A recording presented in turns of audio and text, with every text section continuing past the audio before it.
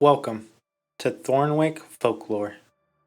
In Thornwick, the trees remember what we try to forget. A stepmother killed her stepson, chopped him into pieces, and cooked him in a stew. Then she fed him to his father. This isn't a horror movie, it's a fairy tale. From the Brothers Grimm, published in 1812, here's the story they don't tell you anymore. The juniper tree wasn't shocking in 1812. It wasn't banned. It wasn't controversial. It was simply a story passed down for generations around fires in German villages. The Brothers Grimm collected it to preserve these dark truths, lessons about greed, envy, and justice. In 1812, fairy tales weren't about telling children the world is safe. They were about showing them it is dangerous, and that evil doesn't always look like a monster. Sometimes it looks like a mother. There was once a man with a wife and a son. His wife died and he remarried. The new wife bore a daughter. She loved her daughter, but she hated the boy. One winter morning, while preparing apples, the boy asked for one. "Wait until I'm finished," she said. He leaned over the heavy wooden chest to peek inside. She slammed the lid down on his neck. His head fell into the chest. His body fell to the floor. The stepmother thought, what if someone finds out?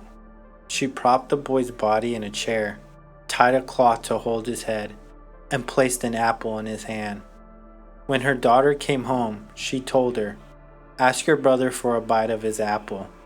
The girl reached for it, and his head fell off. She screamed. "Don't cry," said the stepmother. "No one will know. We'll make a stew." She chopped the boy into pieces, cooked him with onions and herb, and served him to his father. The father ate every bite. Unaware, the little girl collected his bones, tied them in silk, and buried them beneath the juniper tree. The next morning, the juniper tree bloomed out of season. Mist rose from its roots. A bird with red and green feathers flew out and sang. "My mother, she killed me. My father, he ate me. My sister gathered my bones, tied them in silk all alone, and laid them beneath the juniper tree.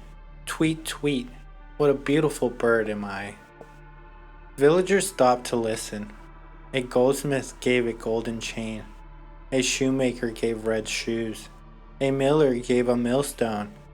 The bird flew home, dropped the golden chain on the father, red shoes at the sister's feet, then above the stepmother's head, and dropped the millstone. When the dust cleared, the boy stood alive in the garden. The father and sister ran to embrace him. The stepmother was gone.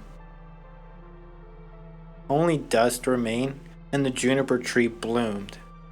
The juniper tree wasn't sanitized until the 20th century. Before then, children heard it in its full, brutal truth. Evil exists. Sometimes it's in your own home.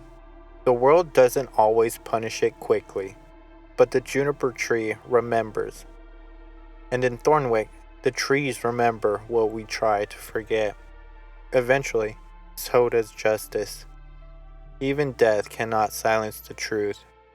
The Grimms didn't write to scare children. They wrote because children were already scared. And the truth is darker than you think.